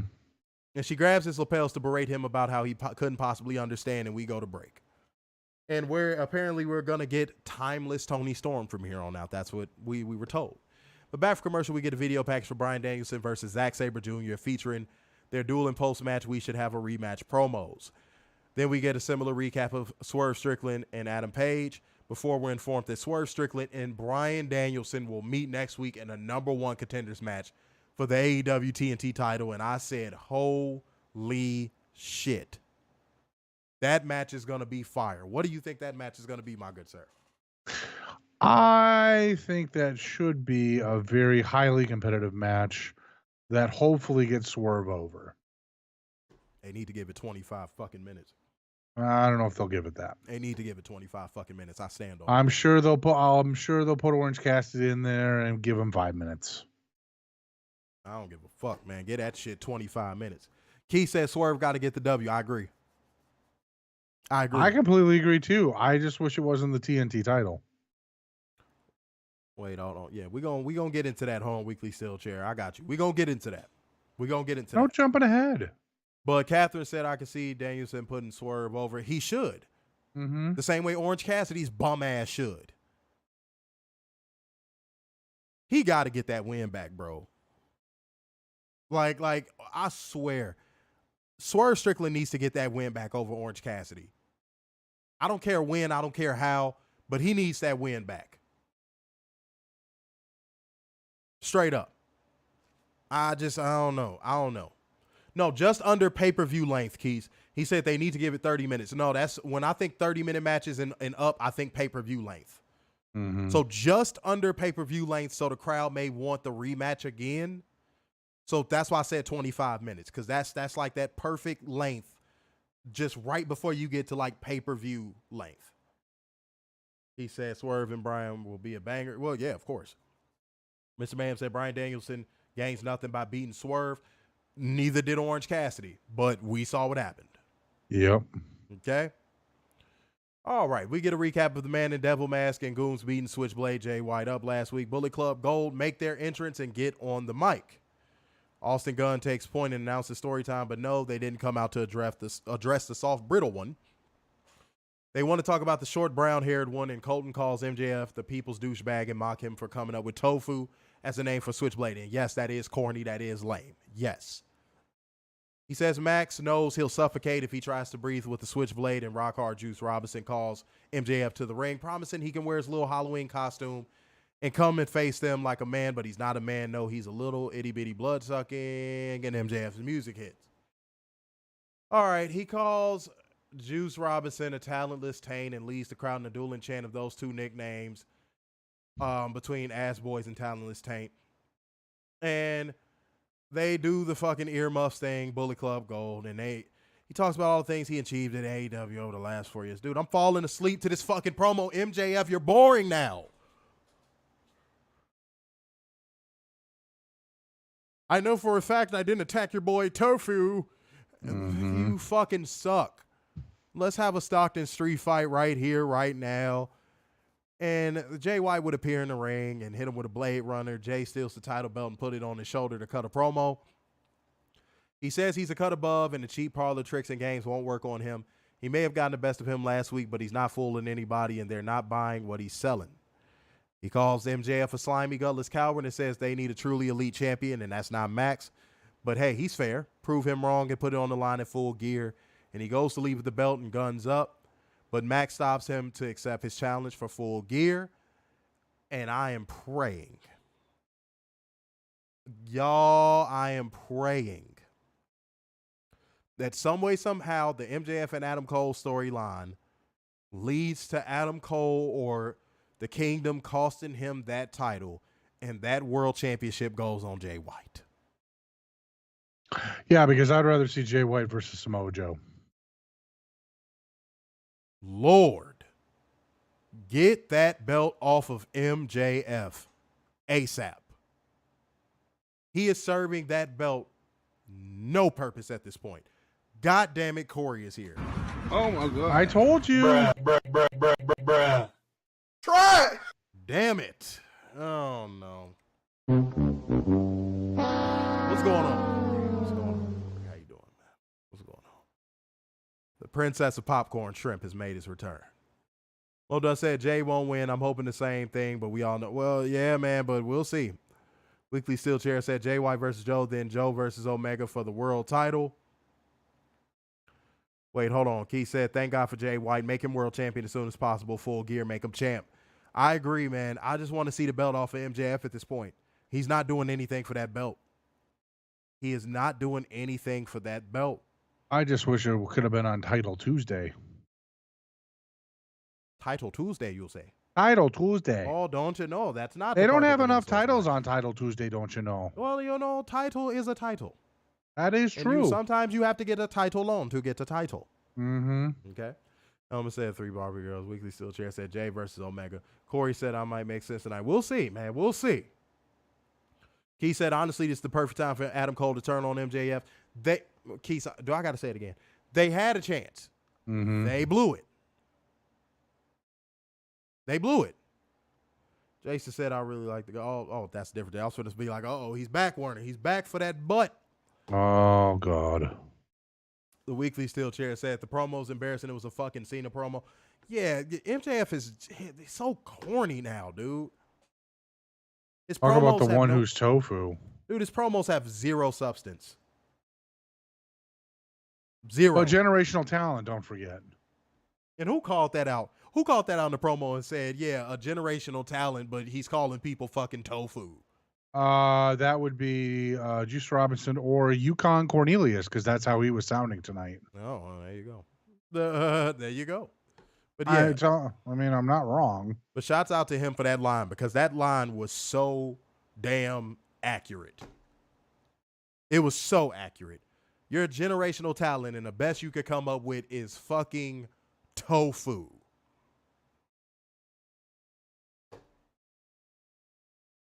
And just like with the Elaine and Orange Cassidy, of course the crowd pops for that stupid ass shit. Jay White is just, well, he said it himself. He's just a cut above, man. Jay White is that dude that you want to send to press conferences to represent your company. Jay White looks like a movie star. MJF looks like that dude at the gym that stares you down just because you're not as buff as he is.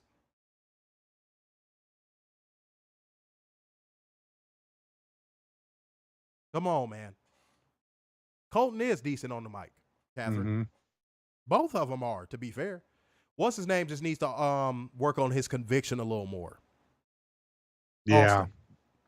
Austin got to work on his conviction a little more. He got to stop going for like the frat boy kind of like gimmick. He has to cut that out.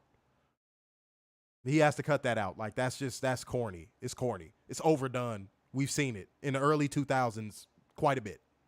Okay? So yeah, the frat boy dude bro thing, that may just be who he is, but like I don't like it.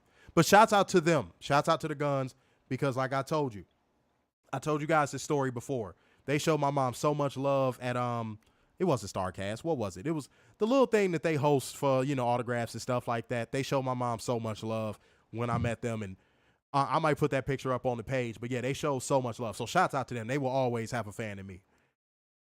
Corey said, "Where's Roosh?" You know, ask Werner. Ask him. No one fucking cares where Rush is. He is stuck in fucking Mexico. Probably because of visa issues and babies and all that other stuff. They don't care where Rush is because they want to know where Roosh is, sir. No one gives a shit about Roosh. His name is Rush. Right. Okay. Mo Dunn said Roosh. Fucking Rush. He reminds me of Zac Efron, frat guy, and Neighbors. Yeah. Like he has to tone that down a little bit. Catherine said, Roosh is coming. Pause. Well, you know, he'll be there. He'll be there just for Werner. All right, let's keep it going. Oh, no, I'm escaping Orange Cassidy and Hook thing with Renee Paquette. I don't give a fuck. Fuck that shit. Don't tense up, man. Don't tense up, man. Where you going? Settle down, But next up, we had Chris Jericho and Kenny Omega versus Takeshita and Kyle Fletcher. Guys, I'm going to put in a mini cheat code for this one. Drop the controller emojis. Werner brought up Kyle Fletcher needing to put on some muscle. I think he's way further along than where Sammy Guevara is in regards to look. Plus, he has the height. Let me say that too. Plus, he has the height. I'm just saying like 10, 15 pounds. I'm not saying like 30. And something I liked about this that cannot be overshadowed, you saw the future of AEW tonight. Takeshita and Kyle Fletcher were in there working with two of the biggest stars in the company and looked like they belonged. That is something that should not be overlooked. Yeah. They were working their ass off in this match. So shouts out to Takeshita, shouts out to Kyle Fletcher because he had a great opportunity here to show what he was made of, and he really stepped up. He has to get better on the mic. He must get better on the mic. But Chris Jericho and Kenny Omega win by pinfall after Kenny Omega hit one winged angel on Kyle Fletcher. Go ahead. The kid screwed him. Yeah, fucking stop it. Yeah, when he said that, I was just like, God damn it. Post-match, out of fucking nowhere, Will Hobbs attacks Jericho and Omega and beats them down as Don Callis smiles. Hobbs throws Kenny over the barricade and into the crowd. He breaks a length of steel tubing out of a guardrail and slams the whole rail down on Kenny. And he pulls Omega's head and arm through the gap and traps him. Now, at this point, guys, I'm thinking, I'm glad to see Hobbs getting a main event program. I was happy about that. Mm-hmm. But what the fuck happened with him and the QTV thing? Dead. Just never heard of it again. Dead. It just never fucking came back to fruition at all. Which, let's be thankful. Let's not complain about it. That's funny. It's gone and dead. That's hilarious, dude. I think that's funny. That shit is hilarious. It's almost like Tony Khan was told, dude, it was a bad idea. Bad idea. Drop it. That's why you have Johnny TV now. As I said, after his Orange Cassidy interview, I see him getting put into the Phoenix Mox match. Don't, please, for the love you know of what's fucking happening. God. Wait, he's moping around like a little bitch. I held it for 11 months. Yeah. He held it for 3 weeks. Yeah. I wish I could be in the match. Shut the fuck up, Jeggins. Shut the fuck up. Lord. Catherine said Fletcher is good and he is banging Sky Booty. I don't care who he's fucking banging. I mean, if he's doing good in the ring, shouts out to him. Mm-hmm. Weekly Steel Chair said Kyle Fletcher and Takeshita rule. Said he is indeed, Catherine Gamodun said, this is the person who Hobbs needs, not fucking QT. I agree with that. But let's keep going, man. Let's keep going because we definitely got to fly through the rest of this because I am getting a little tired, y'all. A little tired. Then I got to wake up and make some more phone calls and shit. So, yep. All right. So Hobbs pulls the barricade off of him, smashes him into some chairs. Kenny Omega, that is. Don Callis and Takeshita duct tape Kenny's arms to the ropes. Will goes to smack Kenny with the chair, but Callis takes it from him and bashes Omega in the dome piece with it, the didome. He hit him with a danger bonk. Okay? And that was that. And, you know what would have been nice? What's up? You know, the announcers were like, "Whoa, there's no Bucks, there's no Hangman. They're all at the hospital." This would have been great for Wardlow to show up in. Wardlow, you say? Wardlow. Oh. The last 3 letters of his name has low. Mm-hmm. Weekly Steel Chair said, I'm glad he's away from QT, although he could keep the side piece. Fernando said, the rest piece, Hobbs and QTV. Maria said, Orange is going to be FTW champion or going for the FTW. I don't care. Okay, cool. Just keep him away from anything that matters. Yes. Straight up. If Tony Khan just has to have his weirdos on TV, his band of merry weirdos, just keep them away from anything substantial. He had the title for 3 weeks. I had it for 11 months. John Moxley got dropped on his fucking head. Douchebag. And you should have held that title for 11 months. Weirdos. Renee Paquette interviews MJF in the trainer's room while the Acclaimed hover in the background. Max Caster is showing his LGBTQ colors by like telling the trainer to fuck off and rubbing MJF's back.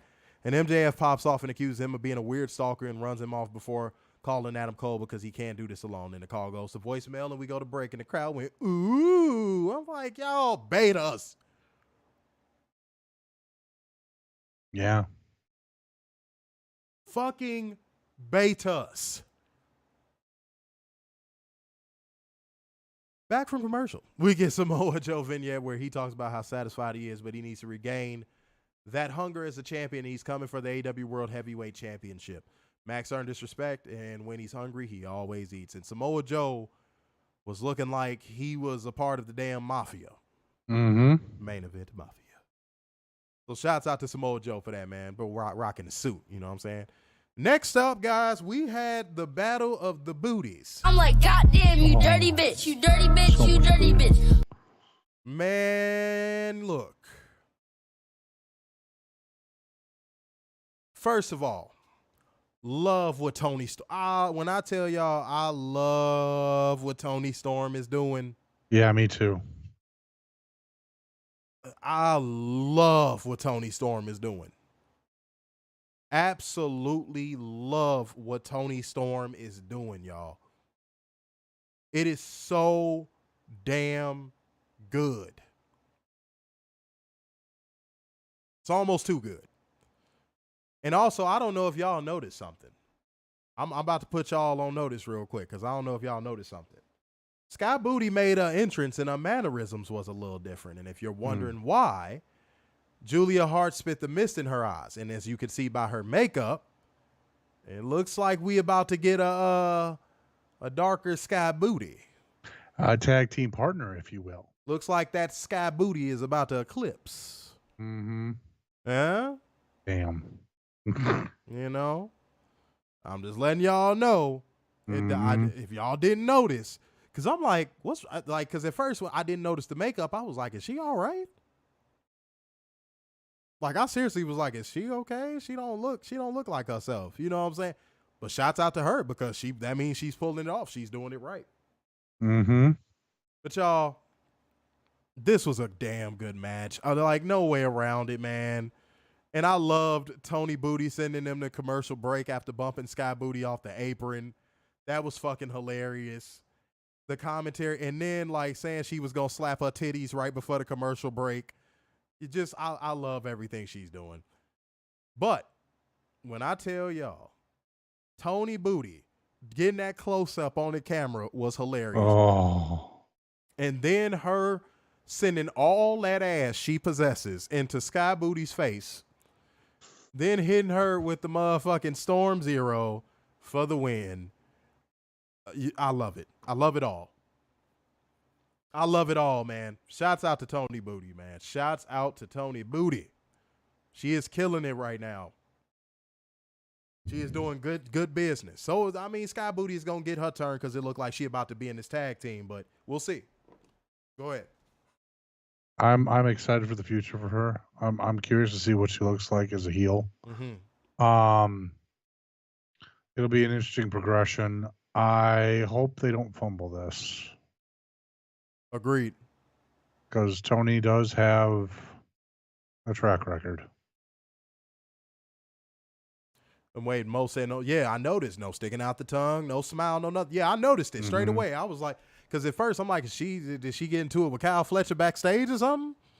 I didn't know what was going on, but hey. Kat said same with Willow on Collision. Keith said Sky Black is coming soon. I actually like that. Yeah. It's kind of cool. Catherine said the booty was flying in this match. It was. It was. It was a lot. It was a lot. Corey said, why couldn't they put Samoa Joe in the AEW title picture sooner? I low-key think you know the answer to that question. I think you know the answer to that question. Okay. Moldus said Julia will be off TV for a while. Yes, she will. She about to go on her honeymoon, don't you know? He's gonna get married, don't you know? Oh, wedding rings and flower girls and all that stuff. Ooh. Oh, yes. It's gonna be a smashing good time, don't you know? Who's gonna be the ring bearer, don't you know? Yeah, no, bunny. Nobody knows. Nobody knows but the bunny. The commentary hypes up the next couple shows, including Tuesdays, Dynamite, and we go to break. Back for commercial. Tony Schiavone is in the ring to introduce and interview the rated R superstar himself, Adam Copeland.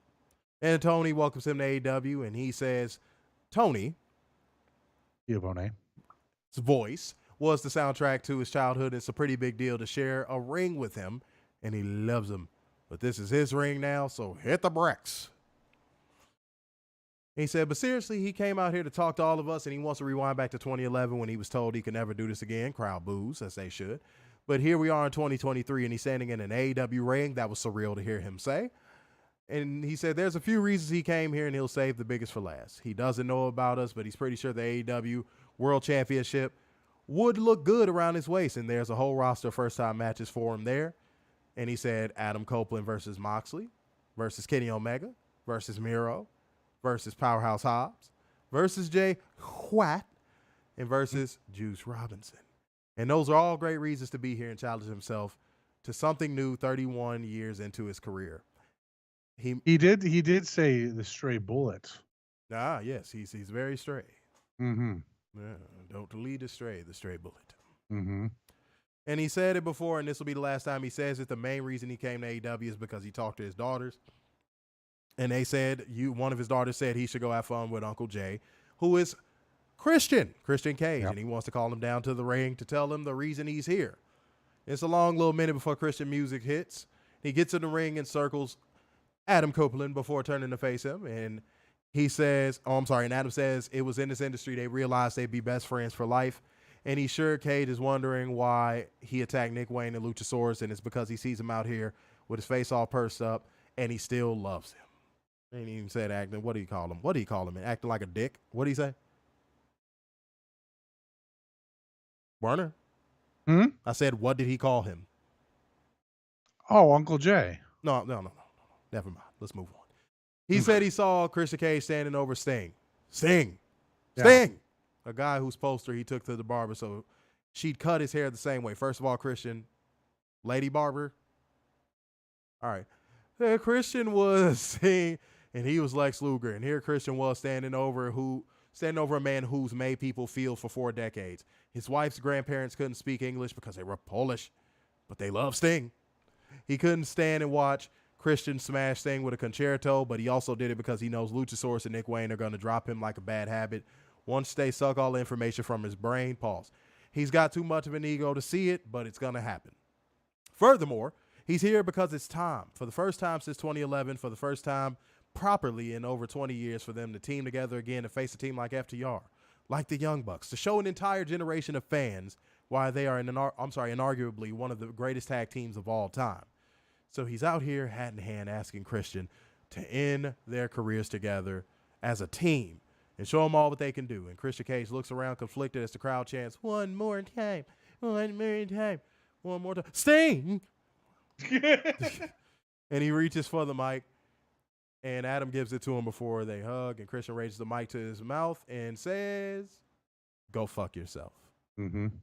Mid-hug. Not that stupid GFY that Chris Jericho was trying to get over. Yep. Yeah, I knew he called him a dick. There we go. Okay, cool. Shouts out to y'all, man. Cool.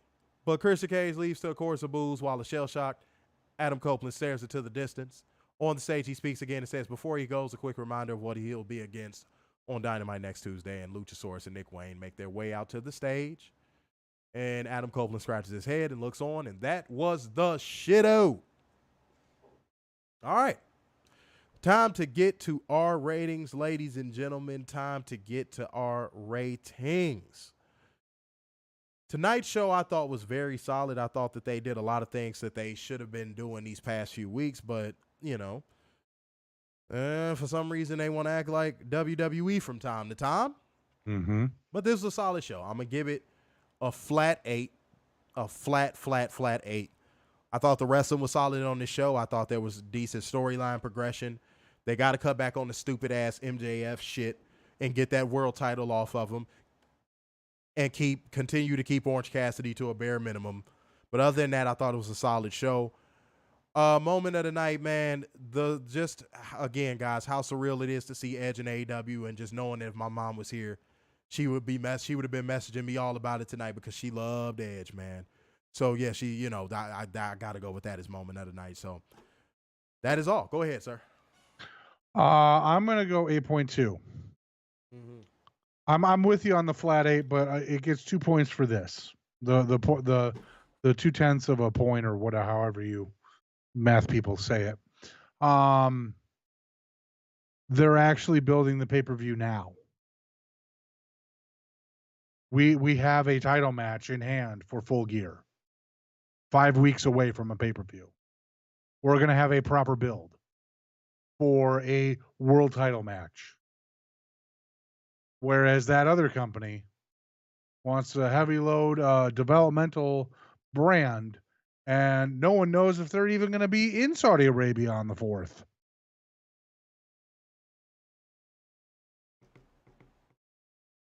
So there's that. Moment that I loved Edge's promo before Christian came out. Mm-hmm. And I don't know why, but Christian looks like a lost sea captain with that beard. Lord. Shouts out to Long John Silvers, y'all. All right. McCaffrey said rating 8, moment Jay White taking the triple B. Okay, just checking something, y'all. Hold on. Damn. Corey said it's going to be a good feud with both Adam versus Christian. It can finish the story from Christian turning on Adam. Wishbone Cat said, why is Tony Khan treating Sky like a jobber when she has talent? I agree, and I think that she makes a better baby face, but I'm curious. I'm gonna see where this goes with the mist thing in her eyes and the turning thing. She's only, what, 24? 23? 24. 24. She's got a long career ahead of her. Yeah, she's got time. She's got time. He said rating is an 8, and the moment of the night is Tony Booty. Moldon said 8, moment of the night, Jericho Omega versus Callis family. I will say this, though, real quick. If they are going to do Edge versus, or Adam versus Christian, this is put up or shut up time for Christian. Mm-hmm. Big put up or shut up time. Because you had a small core of fans say Edge is or Christian's the better wrestler and the better mic worker. It's put up or shut up time. We gonna see. We're gonna see. We're gonna see, because Edge is unchained now, so we gonna see. We'll see. Although the go fuck yourself was a nice moment. I loved it. Mo Dunn said 8, moment of the night. Oh wait, read that one already. Sorry about that. Fernando said 10, moment of the night, Edge. Maria said 7.9. Mo Dunn said 34 minutes and 19 seconds Raw match time only. It was only 19 minutes of wrestling going into the main event of Raw. Thank God we didn't watch it. Holy shit. What a shit show. What a fucking shit show. 42 and minutes. They wonder why Raw hasn't been picked up yet. Yeah, it's a soap opera. It's a fucking soap opera with a little wrestling sprinkled in. Yeah. But 42 minutes and 44 seconds for Dynamite. Marlo said rating 8, the booty match, moment of the night. Mo Dunn said Adam Copeland in the media scrum said he's finally free. Yeah, I noticed that. I noticed like that. a 5-year-old kid on Christmas morning too. Yeah, he's happy to be there, and it's good. It's good to see that. Yeah, and we should be happy for him. And all the drones that was attacking him and saying, "I'll never forgive him." Go if you don't go grab you some business. Take him out of the Hall of Fame. He's a traitor. Yeah, take those 3 dead bodies of those women you kidnap out of your fucking grandma's basement. Right. Jesus Christ, man. Man say 8 moment of the night, Edge and Christian segment. Well, Adam and Christian segment. Alexa said moment of the night, Covalent TV 10 out of 10. Thank you. Keith said Christian Cage next promo. He's probably going to say he's done being in Adam Copeland's shadow. I don't think that should be the angle. Keith, no. Keith, I knew somebody was going to say it eventually. You said it at the last second, too. You beat the buzzer with that one. I do not think that should be the angle. I think it should strictly be Christian is just like, I was fine without you, dude. Mm-hmm. Like life is good. I'm a champion. You know what I'm saying? I get to say what I want, do what I want. I want it to just be like Christian is just on that type of time. Like, dude, you're the safe guy. You're the guy that smiles for the cameras and slaps hands and all that stuff. I want Christian to bring out the rated R superstar. And I think tonight was the first step in that. That's what I think this is going to be. I think this is going to be a slow burn to Christian bringing out the rated R superstar. That's the angle they should take. Not the, I've been in your shadow. Like, nah, that's whack. We've seen that already. We've seen that when Christian had that, Christian, when he had that theme. We saw that. That is not an angle that needs to be taken. That is a decade plus old angle at this point.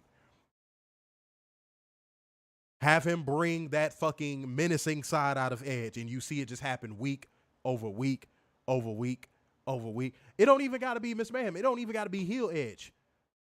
It could just be Edge turning into the rated R superstar. He just turns into a diabolical motherfucker. Mm-hmm. Strictly with Christian. Like, he just makes Christian's life a living fucking hell. Wishbone Cat said, do you think the Glamazon will join Edge in AEW? I think she retired too early. No, I don't see Beth coming. No. I would be surprised considering none of her friends are there.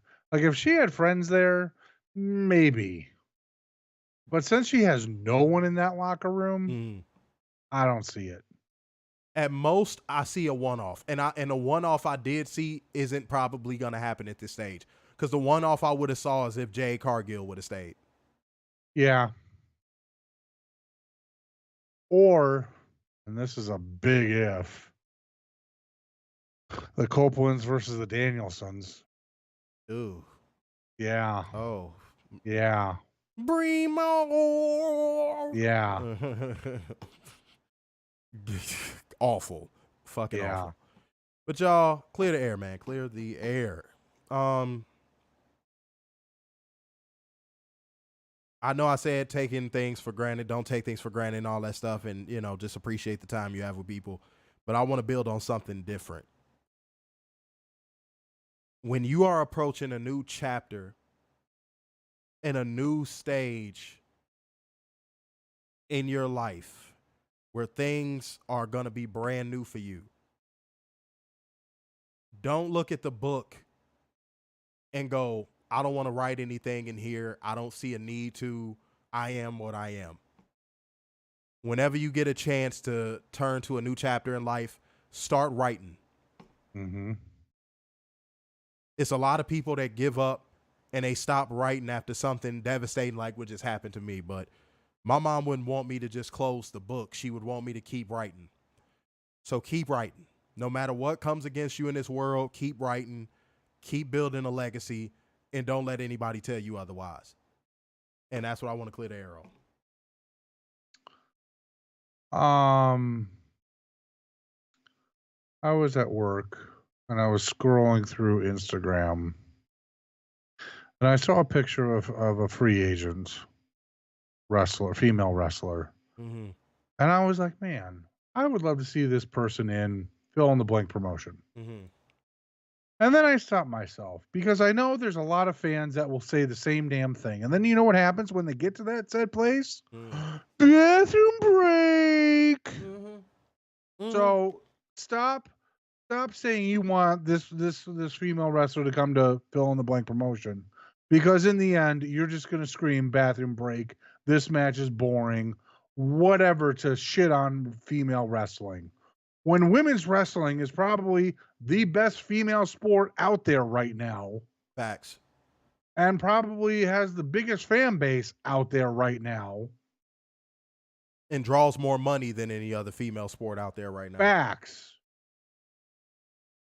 Yet you shit on it. Knock it off. Straight up. Stop pretending to like women's wrestling. Yeah. For real. If you don't like it, keep that energy. Just keep that energy. Mm-hmm. But the people that actually want to see women's wrestling become something, leave them alone and let them cheer it on, and you just worry about seeing men scissor each other and chanting meat and all that stupid ass shit. So yeah, I agree with that 100%. Oh yeah, I know. I appreciate that, Wishbone Cat. Thank you so much. Yeah. The good news is, again, next Saturday, well, the Saturday after this one coming up, I get to celebrate my mother's life one last time, and you know, I'm gonna celebrate her every day. And again, it was hard doing this whole stream tonight and not seeing her in the comment section. You know, because normally if she couldn't comment throughout the entire stream, she would at least drop a rating, you know, leave an insightful comment for y'all. And it's tough not even seeing her in there right now. It's tough. You know, I went to the Streamlabs page earlier and I saw like the top donations, and I saw my mom was still in the top 4 and all that stuff. And I'm just like, I of course took a screenshot of it. Yeah, and it's tough. It's tough, guys. It's never gonna feel normal, but I'm gonna try to do what I can to stay, again, continue to write in my book, writing a new chapter. That's all I'm doing. I'm writing a new chapter. She gave me all the necessary tools to be what I am today and to, you know, just be the best person I can be. So that's all I can do. But shouts out to all of y'all again who showed love for that and would always show my mom love every time y'all saw her pop in the stream. I appreciate every single one of y'all. But man, about that time to get up out of here, y'all. So therefore, going once, going twice, and so to the man with the braids in his hat. So signing off yet again. It is the epitome of black excellence, the king of dimes, just your boy, Mr. Starksan. The beacon of hope worldwide, the Messiah, semi-cute sixes, and the internal pessimist, Big Dub. Peace out, y'all. See you Friday.